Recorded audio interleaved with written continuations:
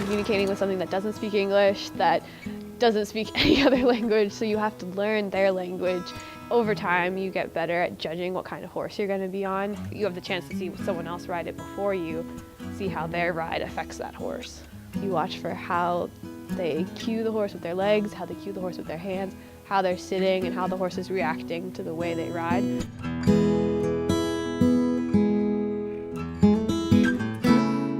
Like, every horse has their own personality. My Appaloosa, he's a brat, but I love him. He's the kind of horse that if you fall off, he thinks it's funny and he'll run away because you fell off, it was your own fault. Whereas the horse I have now, she'd be more concerned. If you fall off, she'd be like, oh my gosh, what happened? She is 5 years old, so she's a baby, and she acts like a baby. You know when your horse is having a bad day, they know when you're having a bad day, and you really have to work together. It's really about building that connection. The hardest part of college riding is adjusting so quickly. You're taking your own horse to a competition. You know your horse, you know what you're going to be entered in. You have been preparing with them, so you know how they work exactly. With my horse, if I twitch my finger, I know he'll drop back. Whereas if I'm on a new horse, I don't know if that's true. So you ask as nicely and as lightly as possible for what you want. And then if they don't respond, you either ask a different way or you ask more strongly. Our team is #1 in concussions out of the 22 sports clubs. We had 4 last quarter and we've already had 1 this quarter.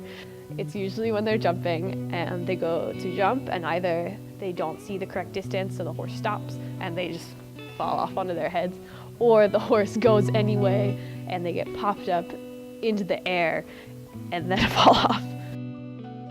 The scariest moment on the Western team for me, I was about to enter a jumping round. And this horse was 7 years old.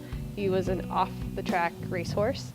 And I'm about to go in, and his owner is standing right next to me, and she's like, oh, good luck, he's never done a course before. He had never done what I was about to ask him to do. He bucked the entire time, before and after every jump. But I stayed on, so it was good. Obviously, a horse weighs thousands of pounds. So if you pull on them, they're just going to pull back, and you're never going to win. You have to convince them almost that what you want them to do is the right thing to do. If I were to push you, your first instinct would be to go. And if I were to pull on you, your first instinct would be to stop.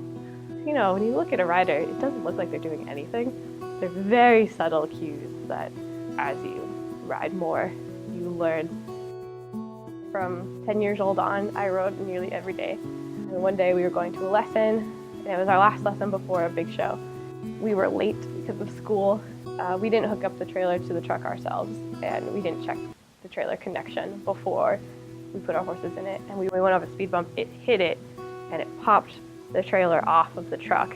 And it has safety chains that connect the trailer to the truck, and they broke. The chains actually snapped in half. Me and my friend heard something, and so we looked back and we saw the trailer like going backwards from the truck. The trailer ended up rolling 150 feet back down a hill and crashed into a 13-foot ditch. It hit the back of the ditch and flipped over. I was actually surprised when I opened the door that they were alive at all. They both ended up coming out of it uninjured when we both thought they were dead.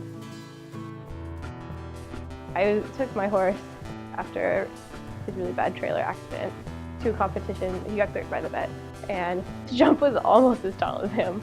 I could feel it going up to the jump. I was like, oh man, I really hope he trusts me enough to do this.